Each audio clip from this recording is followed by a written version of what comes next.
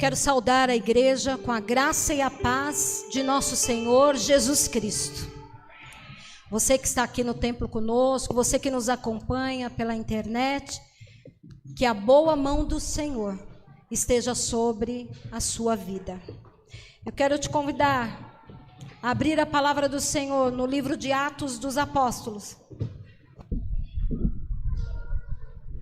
capítulo 2.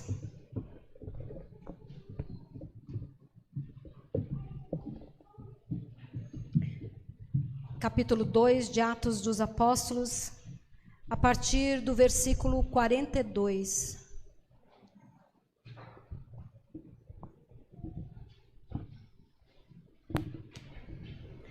Eu quero te pedir que você deixe aí a Bíblia aberta ou o seu smartphone. Nós já vamos fazer a leitura da palavra. Nós estamos aqui no primeiro domingo do mês de fevereiro. E na igreja metodista, esse primeiro domingo do mês de fevereiro é considerado o início de um novo ano eclesiástico. Então é tempo de renovação. Muitas igrejas estão recebendo novos pastores, novas pastoras. Muitas igrejas estão aí reformulando, renovando as suas lideranças. Então é o início de um novo ano eclesiástico. Tempo de nós pensarmos ou de nós sonharmos, planejarmos, viver os sonhos e os propósitos de Deus para as nossas vidas e para a igreja de Cristo. E um dos propósitos de Deus para a sua igreja é a comunhão. E essa comunhão é experimentada e essa comunhão é exercitada em meio à comunidade, na vivência comunitária, nos relacionamentos criados, nos cuidados que são experienciados na igreja, junto com os irmãos. Há aqueles que acreditam ser possível viver uma religiosidade, viver uma espiritualidade restrita a uma tela de computador ou uma tela de celular. Há aqueles que acreditam que é possível vivenciar uma religiosidade somente entre a família, ou somente entre os amigos, ou ele com ele mesmo. Há aqueles que acreditam, principalmente nesses tempos em que, por conta da pandemia, nós fomos obrigados a cultivar, incentivar cultos online, eventos online. Mas será que é mesmo possível nós vivenciarmos uma comunhão plena com Deus, restritos a uma tela?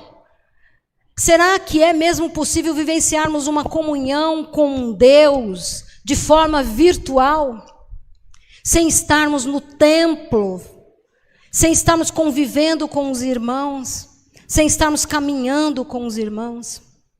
Será que isso é possível? E é a partir do texto que eu pedi para que você abrisse aí, Atos 2, 42 a 47, que nós vamos buscar no Senhor uma resposta para esse questionamento. Diz assim a palavra do Senhor, Atos 2, a partir do versículo 42. E perseveravam na doutrina dos apóstolos e na comunhão, no partir do pão e nas orações. Em cada alma havia temor e muitos prodígios e sinais eram feitos por meio dos apóstolos. Todos os que criam estavam juntos e tinham tudo em comum.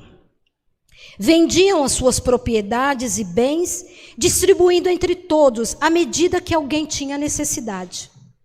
Diariamente perseveravam unânimes no templo, partiam o pão de casa em casa e tomavam as suas refeições com alegria e singeleza de coração, louvando a Deus e contando com a simpatia de todo o povo. Enquanto isso, o Senhor lhes acrescentava dia a dia os que iam sendo salvos. Vamos orar? Senhor, Deus e Pai Todo-Poderoso, Nós estamos reunidos, Senhor, aqui na Tua presença, para Te louvar, para engrandecer o Teu nome, para Te cultuar, ó Deus. Mas nós Te pedimos, Pai, que pela Tua graça, que pela Tua misericórdia, que o Teu Espírito Santo possa falar com cada um de nós, Senhor, na medida das nossas necessidades, na medida em que nós precisamos compreender, em que nós precisamos aprender, Senhor, aquilo que o Senhor quer nos ensinar. Em nome de Cristo Jesus, que o Senhor encontre nesta noite corações abertos, Senhor, mentes disponíveis, Senhor, aos Teus ensinos.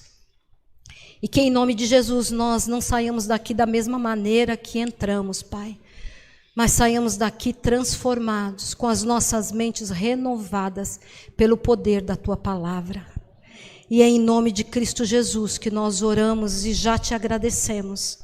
Amém e amém. Aqui na minha Bíblia, e talvez na sua também, tem um título, um subtítulo: Como viviam os convertidos. O que está acontecendo, antes da gente entrar aí nesse contexto, mas o propósito de Deus, o plano de Deus para a salvação. Jesus veio ao mundo, Jesus viveu, ensinou, pregou, Jesus morreu, Jesus foi crucificado, morreu, mas Jesus ressuscitou. E Jesus então subiu aos céus. Alguns dias depois que Jesus subiu aos céus, o Espírito Santo veio sobre a igreja que estava reunida e é então celebrado, ou é então evidenciado o Pentecostes. E assim então nasce a igreja que nós chamamos aí da igreja de Atos ou da igreja primitiva. Pedro então, sob a ação do Espírito Santo, faz o primeiro sermão, cita o profeta Joel lá do Antigo Testamento, para explicar o que havia acontecido. Todo esse relato, que de uma maneira muito breve eu resumi, você vai encontrar nos evangelhos, que contam a vida de Jesus, e você vai encontrar nesse livro de Atos que nós lemos, capítulos 1 e 2. Mas particularmente no texto que nós lemos, nesses versículos que nós lemos, é destacado ou é mostrado, é evidenciado como viviam os convertidos. Aquela igreja então que passou a existir a partir do Pentecostes, começou a ter uma vivência, um relacionamento, e esse texto mostra para nós de que maneira se dava essa convivência. Como vivia a igreja de Cristo, homens, mulheres, jovens, crianças, que após terem se convertido, passaram a experimentar uma nova vida. O versículo 42 nos diz que eles perseveravam na doutrina dos apóstolos, no partir do pão e nas orações. Na vida em comunidade, eles tinham contato com a doutrina dos apóstolos. Então nós entendemos que é na experiência de uma vida de comunhão na igreja que nós podemos aprender acerca das Escrituras.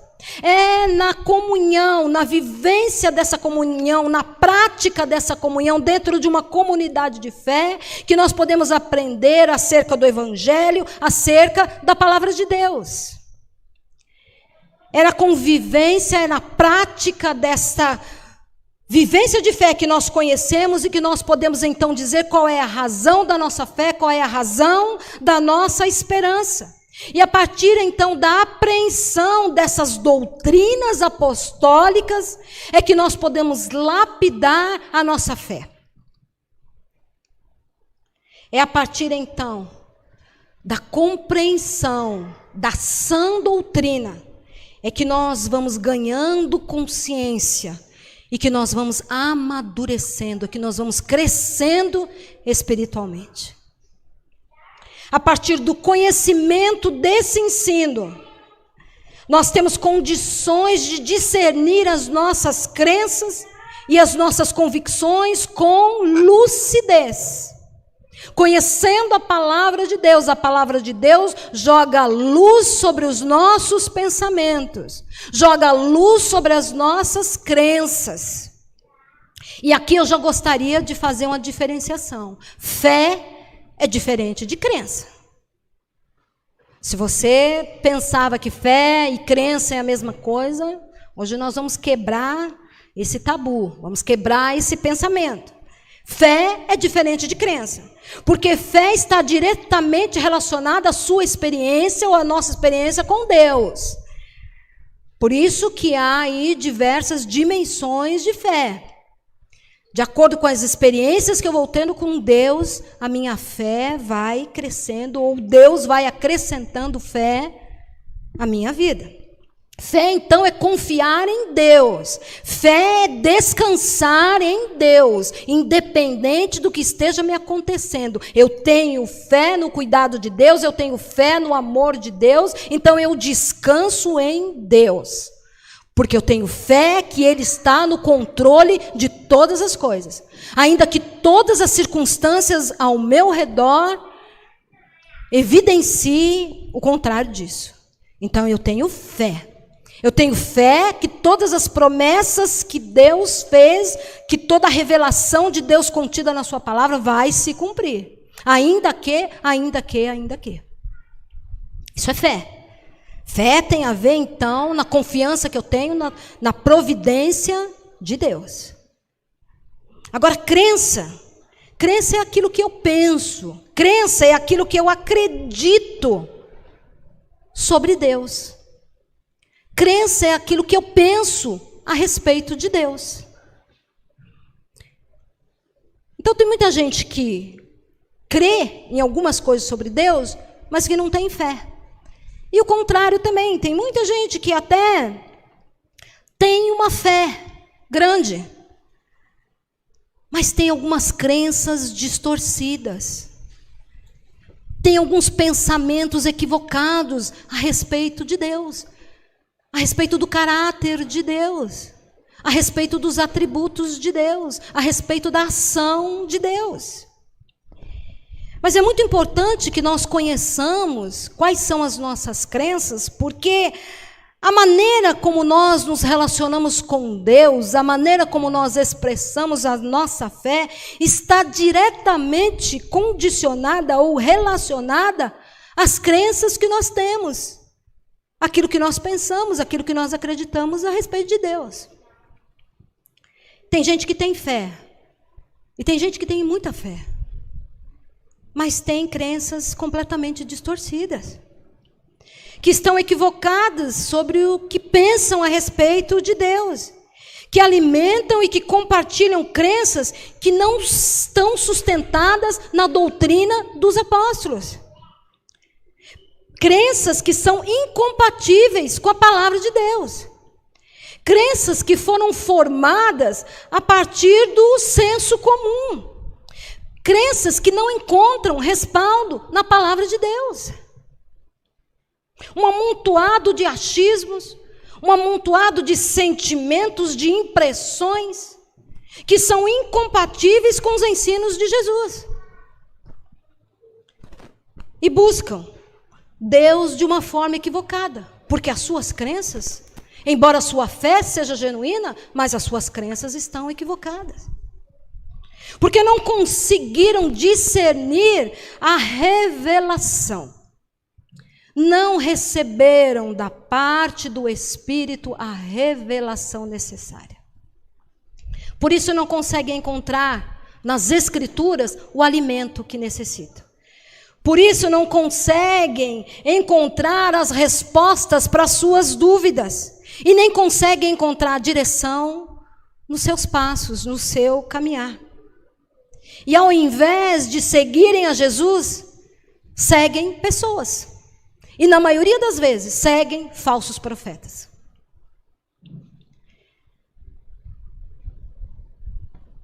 E lembrando lá de Efésios, como meninos, correm de um lado para o outro, atrás de todo o vento de doutrina, achando que em algum lugar que em alguma doutrina diferente, as suas dúvidas serão sanadas e que poderão encontrar finalmente paz para os seus corações. Eu glorifico a Deus pela oportunidade que Ele nos dá de aprendermos.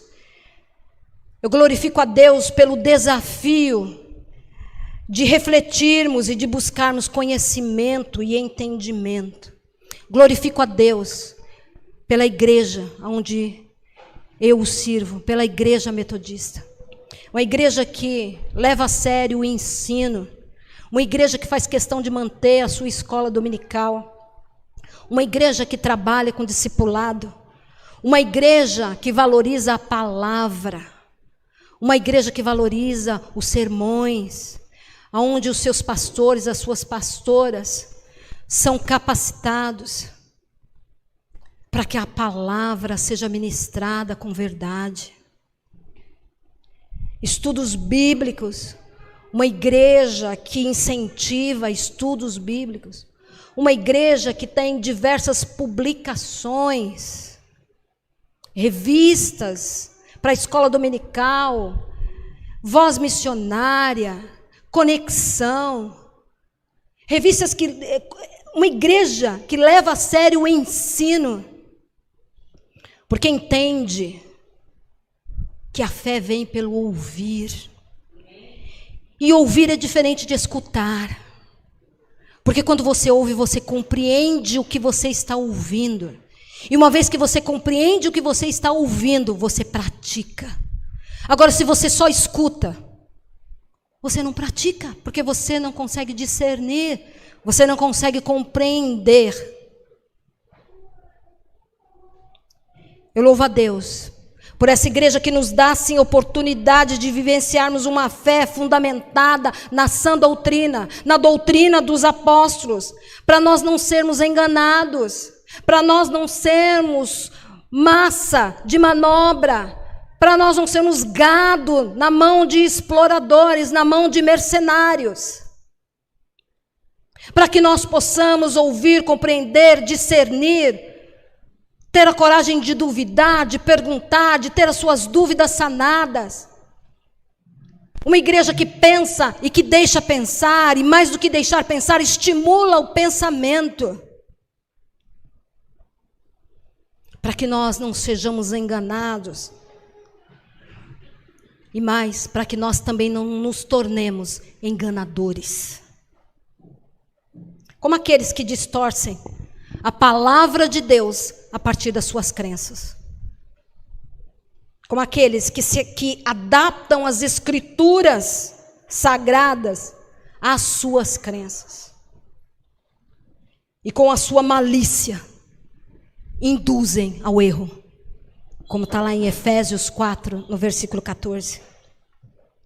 E é nessa vida comunitária, de comprometimento com a verdade que nos é revelada, que há um cuidado especial, ou que deve haver um cuidado especial com os recém-convertidos, com aqueles que estão chegando, que vêm de diversos lugares, que às vezes chegam sem nenhuma experiência religiosa, sem nenhuma experiência, sem nenhuma espiritualidade, vazios de religião. E precisam aprender, mas precisam aprender da forma correta. Ou aqueles que vêm já com alguma experiência, mas com um mix de experiências, porque já estiveram em vários lugares, já ouviram tantas coisas, mas não conseguiram ainda encontrar a paz, porque ainda não conseguiram discernir a revelação. Então há necessidade de um cuidado especial com esses, para que aprendam da maneira correta.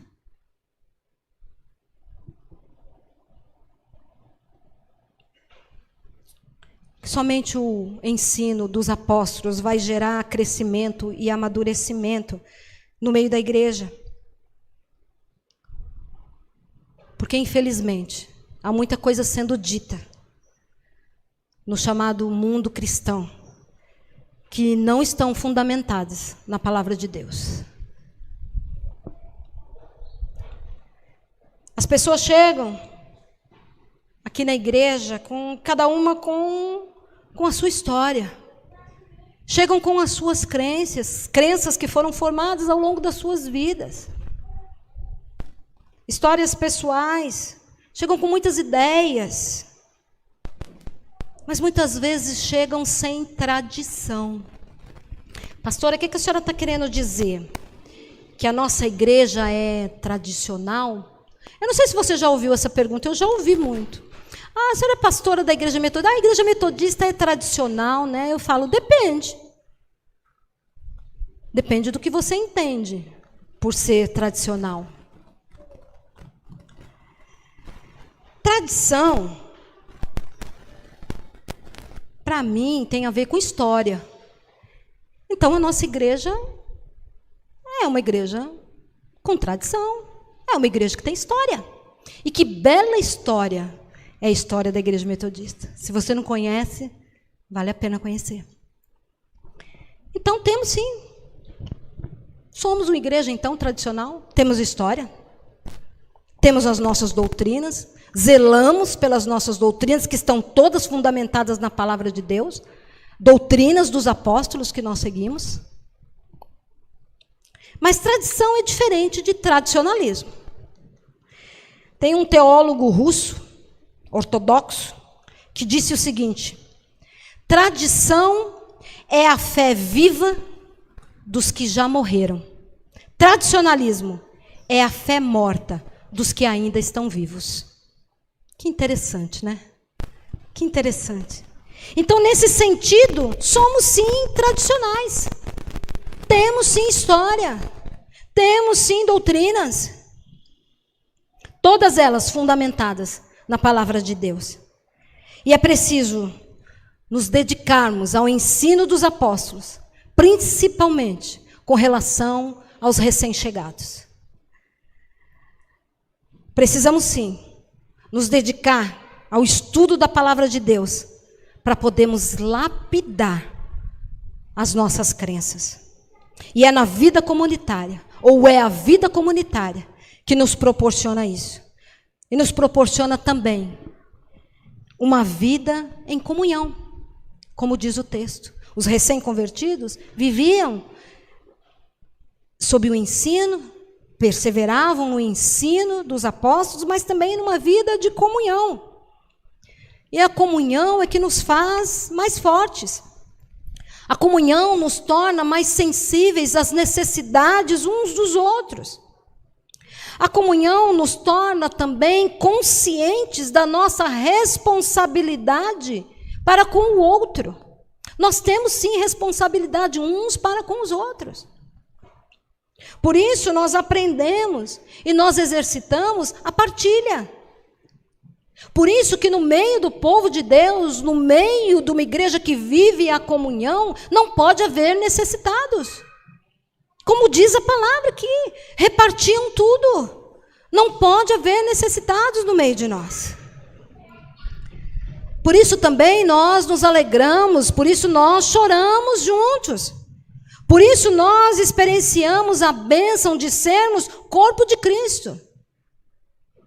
O Salmo 133 diz que quando há comunhão, o Senhor derrama bênçãos e derrama bênção com abundância. É no meio ou é na vivência comunitária que nós compreendemos que em Cristo nós somos um. E é na dinâmica desse organismo vivo, que é a igreja, é que nós avançamos, é que nós crescemos, na medida em que nós acolhemos e na medida em que nós partilhamos. E nós perseveramos também na oração. Nós oramos uns pelos outros, nós intercedemos uns pelos outros. Nós reconhecemos que quando nós dobramos o nosso joelho diante do Senhor, declarando a nossa dependência nele, nós reconhecemos que esse gestual de dobrarmos o joelho é a manifestação da nossa fé e de uma fé madura, de uma fé consciente. E nós apresentamos no altar do Senhor não só as nossas causas, mas as causas dos nossos irmãos, as causas das nossas irmãs. E é na vida comunitária que as nossas orações intercessórias encontram essa ambiência de amor fraternal. O versículo 43 diz que em cada alma havia temor. E esse temor é algo difícil de explicar. Mas não tem nada a ver com medo. Não tem nada a ver com medo. Eu ouvi certa vez em um sermão, um pastor falando sobre esse versículo, e ele fez a seguinte afirmação: temor não tem nada a ver com medo, e esse temor é muito mais do que a reverência. É muito mais do que ter reverência ao Senhor. É uma espécie de assombro, é uma espécie de susto diante da manifestação dos sinais e dos prodígios do Senhor. Então esse temor é um alumbramento diante da manifestação de poder, de graça e de misericórdia de Deus. Então é tão grande a manifestação, as coisas que Deus faz são tão grandes para a nossa compreensão humana, que isso nos causa temor. Eu gostei dessa explicação que esse pastor deu, por isso eu estou compartilhando com vocês. Então, o texto lá, o versículo 43 diz que havia temor em cada alma, e que aí os sinais e os prodígios eram muitos, e eram feitos por intermédio dos apóstolos. Os milagres aconteciam lá, e os milagres acontecem ainda hoje, quando nós temos esse temor, esse assombro, diante da manifestação do poder, da graça e da glória de Deus. Isso acontecia dentro do contexto de comunhão que a igreja de Atos vivia. Quando nós estamos fora dessa vivência comunitária, quando nós estamos fora da comunhão da igreja, nós podemos estar limitando, ou nós podemos estar perdendo esse temor, essa capacidade de nos assombrarmos com o poder de Deus manifestado. Porque é na vivência da vida comunitária que nós somos colocados diante das diversas realidades. Nós temos aqui diversas pessoas e cada um de nós com as nossas questões, com os nossos problemas, uns diferentes dos outros. E cada vez que Deus se manifesta com poder e que age na vida de um irmão e que ele vem e dá um testemunho, a minha fé está sendo fortalecida. Então é no meio da comunidade, é nessa vida de comunidade que eu e você podemos ser fortalecidos diante da manifestação do poder de Deus. A pastora quer dizer então que Deus não pode me alcançar e fazer um milagre se eu estiver sozinha lá na minha casa? Claro que pode. Mas aí de repente lá é você, Deus, um milagre. Aqui olha, quantos somos, quanto testemunho. É no meio da comunidade, de uma vida em comunhão, que nós nos solidarizamos uns com os outros, que nós nos irmanamos, que nós nos envolvemos, que nós cuidamos e que nós somos cuidados. E que nós podemos testemunhar então os sinais e os prodígios, os milagres que Deus tem realizado. E então esse temor, esse assombro vai sendo renovado, dia a dia, diariamente, vai sendo renovado. Vida de comunidade de fé é vida de cuidado. E as bênçãos que chegam até nós são para partilha, não são para o nosso conforto, são para serem partilhadas, são para o socorro de todos. E assim não há ou não deverá haver necessitados entre nós. Comunidade de fé participa dos cultos, mas participa ativamente, participa das ações de crescimento do reino de Deus. Comunidade de fé louva a Deus, está escrito aí, louvavam a Deus. Louvores que declaram a grandiosidade do Senhor, louvores que declaram a sua fidelidade, os seus atributos, a sua soberania. Louvores que expressam gratidão e dependência. Louvores que libertam, louvores que renovam, porque Deus habita no meio dos louvores, é o que a palavra nos diz. Mas como é que eu sei disso? Eu só sei disso se eu conheço a palavra de Deus.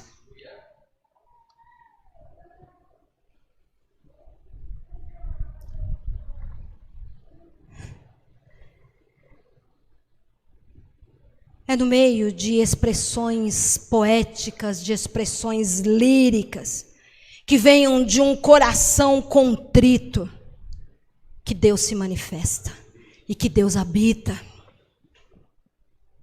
O versículo 47 diz que eles contavam com a simpatia de todo o povo e Deus ia acrescentando. Em uma igreja, em uma comunidade de fé que vive essa verdadeira comunhão, que vive de acordo com a sã doutrina, que vive de acordo com a palavra de Deus, que se importa com a verdade. Uma igreja que vive assim, ela testemunha a graça de Deus, a partilha da vida. É uma igreja que gera fraternidade, é uma igreja que ensina comprometimento e responsabilidade, é uma igreja que não exclui, uma igreja que não julga, uma igreja que não se coloca acima do outro, é uma igreja que serve. Ministério é serviço. É uma igreja que oferta cuidado. É uma igreja que distribui afetividade. Uma igreja que une. E não que divide o corpo.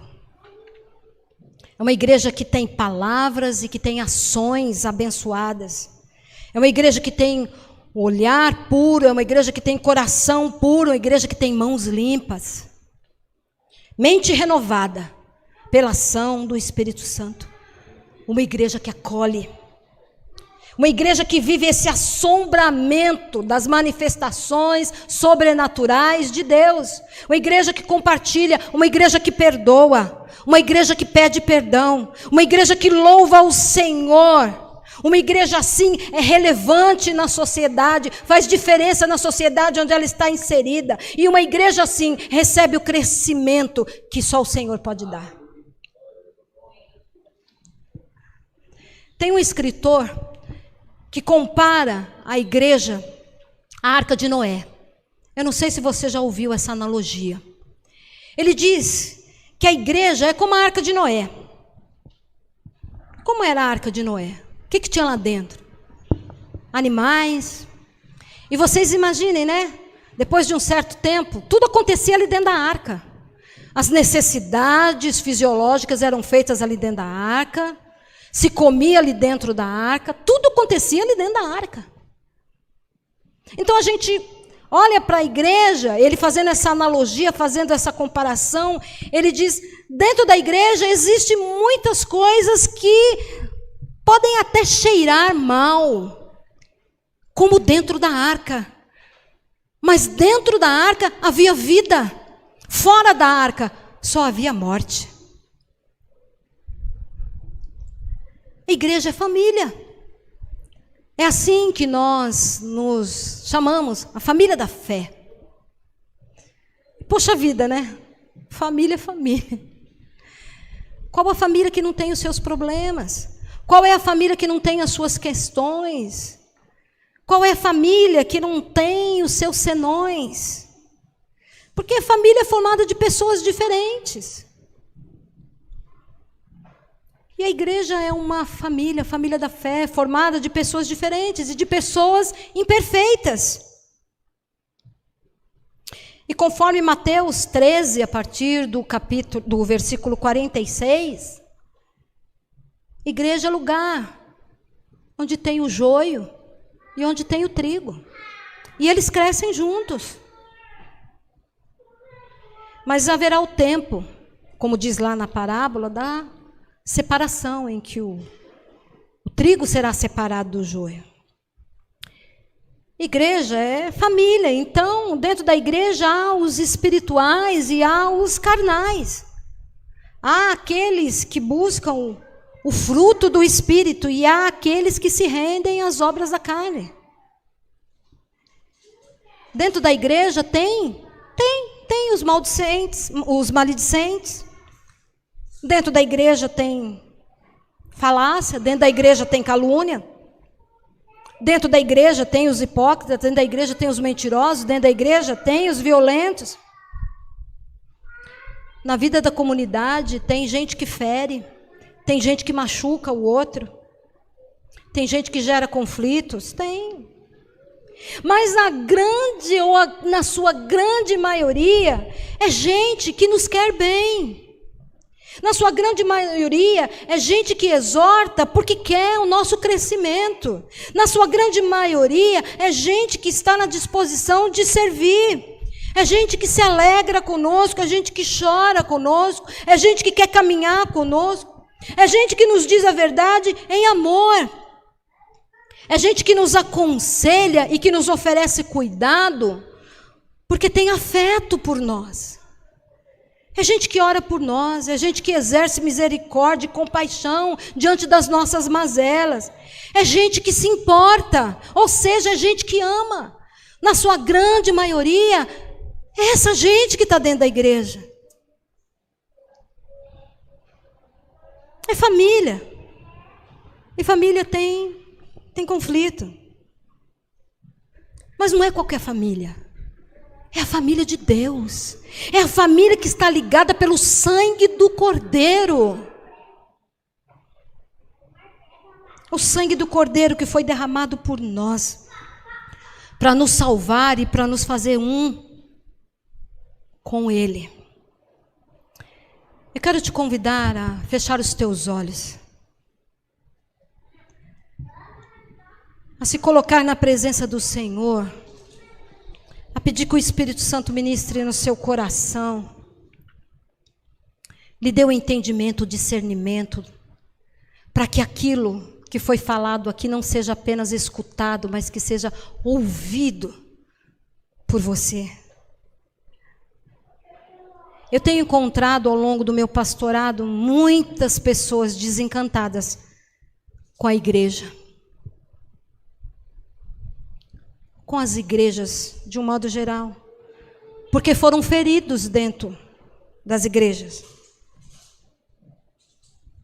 porque foram julgados, porque receberam um ensino que não estava fundamentado na sã doutrina, porque acreditam que é impossível ter uma vida de comunhão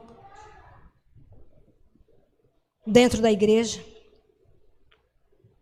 A minha oração, e eu quero que seja a tua oração também, é que cada um de nós, se ainda não somos, que possamos nos tornar uma referência da manifestação do amor, da graça e da misericórdia de Deus. Para que quando as pessoas falarem ao nosso respeito, não digam que estão fora da igreja por nossa causa. Que não citem o nosso nome para dizer que estão fora da igreja porque foram machucados por nós, mas ao contrário, para dizer que estão na igreja ou que estão voltando para a igreja porque viram em nós um bom testemunho de amor, de graça e de misericórdia. Que nós possamos ser reconhecidos como quem tem ajudado as pessoas a se reencontrarem ou a encontrarem o caminho, a verdade e a vida. Ore pela sua comunidade de fé, ore pela Igreja Metodista Central em Taubaté, ore para que o Senhor envie sim pessoas até nós, e que essas pessoas que o Senhor enviar até nós encontrem aqui um lugar de acolhimento, Um lugar onde o ensino apostólico seja ministrado. Um lugar onde haja comunhão. Um lugar onde a partilha do pão, onde a mesa seja para todos. Um lugar onde tem gente que sabe que não é perfeita, mas que busca naquele que é perfeito oportunidades para ser transformado. Ore pela comunhão, ore para viver, para experienciar essa comunhão. E tenha plena consciência de que um alto preço foi pago pela nossa comunhão.